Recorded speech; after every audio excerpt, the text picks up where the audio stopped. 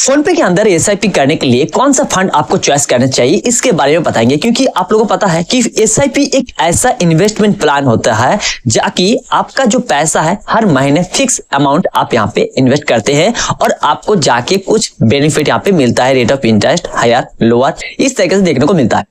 लेकिन दोस्तों कुछ लोगों के मन में ये सवाल होता है कि फोन पे के अंदर अगर अपने पैसा को इन्वेस्ट करेंगे तो एक कौन सा फंड में पैसा इन्वेस्ट करने से सेफ एंड सिक्योर रहेगा और बेस्ट रहेगा, कौन सा फंड में मुझे हायर रेट ऑफ इंटरेस्ट मिलेगा, इसके बारे में बात करेंगे। बने रहे वीडियो पर। नमस्कार, मैं हूं सूरज दास और आप देख रहे हैं मेरे यूट्यूब चैनल टेक्निकल सूरज में। स्वागत करता हूं दोस्तों। एक छोटा सा रिक्वेस्ट है, वीडियो की जानकारी पसंद है तो लाइक कीजिएगा, चैनल पर पहली बार तो सब्सक्राइब करना ना भूलिएगा। सबसे पहले जो फंड के बारे में बात करने जा रहा हूं उसके साथ साथ उस फंड की रिव्यू भी बताऊंगा और उस फंड की कुछ ऐसे बेस्ट फंड के अंदर भी आप यहाँ पे इन्वेस्ट कर सकते हैं। तो वीडियो में एंड तक बने रहें तो आपको पूरी बात समझ में आ जाएगा। Large cap fund. Large cap fund ऐसे फंड होते हैं जो large size companies market capitalisation में इन्वेस्ट करते हैं। ये जनरली स्टेबल और लेस रिस्की होती है।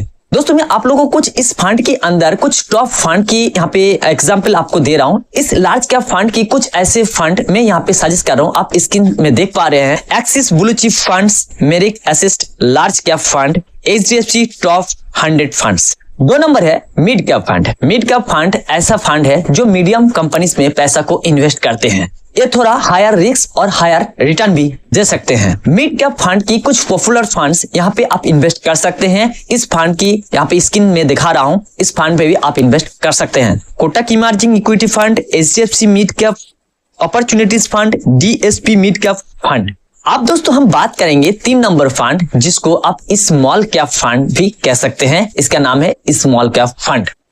स्मॉल कैप फंड की नाम सुनते ही आपको ये पता लग रहा है ये जिस कंपनी में यहाँ पे इन्वेस्ट करते हैं वो स्मॉल छोटा मोटा कंपनीज होती है जहां से आपको रिटर्न अच्छा खासा मिलते हैं। ये हाई रिस्क और हाई रिवार्ड की टाइप के होते हैं। पॉपुलर स्मॉल कैप फंड की कुछ फंड यहाँ पे आप देख सकते हैं। निपुण India small cap fund, SBI small cap fund, axis small cap fund. अब दोस्तों हम बात करने वाले हैं 4 नंबर फंड जिसका नाम है हाइब्रिड्स फंड। आपको इसके नाम से ही पता चल रहा है हाइब्रिड्स फंड इक्विटी और डिबेट फंड दोनों में इन्वेस्ट करते हैं, जिससे रिस्क थोड़ा डिवर्सिफाई होते हैं। ये मीडियम रिस्क टॉलरेंस वाले इन्वेस्टर के लिए अच्छे होते हैं। हाइब्रिड्स फंड्स की कुछ पॉपुलर फंड्स है जहां आप देख सकते हैं HDFC hybrids equity fund, ICICI prudential equity and डेबिट फंड, मेरिक असिस्ट हाइब्रिड इक्विटी फंड। अब दोस्तों हम बात करने वाले हैं 5 नंबर फंड के बारे में जिस फंड की नाम है डिबेट फंड्स, DEV। अगर आप रिस्क से बचना चाहते हैं और स्टेडी रिटर्न चाहते हैं तो डिबेट फंड्स आपके लिए बहुत बेटर हो सकते हैं। ये fund fix income securities bonds में इन्वेस्ट करते हैं। इनका भी कुछ पॉपुलर फंड्स जो मैंने यहाँ पे दिखा रहा हूँ। HDFC corporate bond fund, ICICI prudential short term fund, axis treasury advantage fund. अब बात करने वाले हैं 6 नंबर फंड के बारे में जिसके नाम आपने सुना होगा इंडेक्स फंड। इंडेक्स फंड्स वो फंड होते हैं जो मार्केट इंडेक्स जैसे निफ्टी 50 या सेंसेक्स को ट्रैक करते हैं। ये लो कॉस्ट और पैसिव इन्वेस्टिंग ऑप्शन होते हैं। अभी कुछ पॉपुलर इंडेक्स फंड है जो मैंने यहाँ पे आप लोगों को स्क्रीन पर दिखा रहा हूँ। Nippon India Nifty 50 index fund, ICICI prudential Nifty next 50 index fund, HDFC index fund Nifty 50 plan. अब दोस्तों हम बात करेंगे आपको कैसा फंड चुनना चाहिए। अगर आप शॉर्ट टाइम के लिए यहाँ पे फंड चुनना चाहते हैं तो 1 से 3 साल के लिए जो भी यहाँ पे फंड होता है उस फंड के बारे में बात करेंगे। अगर आपने लॉन्ग टाइम के लिए फंड को इन्वेस्ट करना चाहते हैं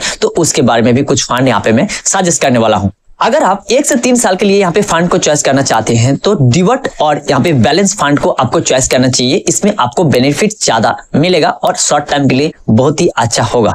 इस फंड से लो रिस्क होती है और स्टेबल फंड रिटर्न भी आपको यहाँ पे मिलता है। अगर आपने लॉन्ग टर्म के लिए इन्वेस्ट करना चाहते हैं जैसे 5 साल से ऊपर 10, 20, 25, 30 साल के लिए अगर आपने फंड चॉइस करना चाहते हैं, लॉन्ग टाइम के लिए पैसा यहाँ पे इन्वेस्ट करना चाहते हैं तो आपको कुछ ऐसे फंड चुनना चाहिए जिसमें आपको यहाँ पे रिटर्न ऑफ इंटरेस्ट जो है ज्यादा मिल सके। हमेशा याद रखना अगर अपने लॉन्ग टर्म के लिए यहाँ पे इन्वेस्ट करना चाहते हैं तो आपको इक्विटी में पैसा को इन्वेस्ट करना चाहिए, जैसे large cap, small cap, mid cap. ये फंड हायर रिस्क के साथ हायर रिटर्न भी यहाँ पे प्रोवाइड करते हैं। हमेशा याद रखना फोन पे के अंदर एसआईपी पर पैसा को इन्वेस्ट करने से पहले आपका टॉलरेंस और इन्वेस्टमेंट गोल को ध्यान में रखना होगा। अगर आप बिगिनर हो तो आपको लार्ज कैप फंड और यहाँ पे हाइब्रिड फंड में यहाँ पे इन्वेस्ट करने चाहिए। और थोड़ा हायर रिस्क आप लेने के लिए समर्थ रखते हैं, हायर रिस्क लेना चाहते हैं, तो यहाँ पे मिड कैप फंड और स्मॉल कैप फंड में आप कंसिडर कर सकते हैं। और दोस्तों सबसे पहले मैं डिस्क्लेमर के तौर पे ये बताना चाहूंगा, जब भी फंड में इन्वेस्ट करने जाएंगे, चाहे एसआईपी हो चाहे म्यूचुअल फंड हो, कहीं पर भी अगर अपने पैसा को इन्वेस्ट करने जा रहा है तो पहले अपने एक्सपर्ट से सलाह ले, उसके बाद ही पैसा कहीं पर भी इन्वेस्ट करें। ऐसे नहीं कि हम कह रहे हैं, वो यूट्यूबर कह रहे हैं, अलग अलग लोग कह रहे हैं, तो उसको आप यहाँ पे सुन के आप उनके हिसाब से यहाँ पे फंड में निवेश कर रहे हैं। तो आपने को भी ध्यान देना चाहिए और अपने एक्सपर्ट से भी बात करनी चाहिए, ताकि आपकी पैसा बेकार ना हो जाए, आपकी पैसा लॉसेस में ना जाए। यही मैं चाहता हूं। वीडियो की जानकारी पसंद तो लाइक कीजिएगा, चैनल पर पहली बार तो सब्सक्राइब करना भूलेगा। मिलते हैं नेक्स्ट वीडियो में, तब तक के लिए जय हिंद, वंदे मातरम।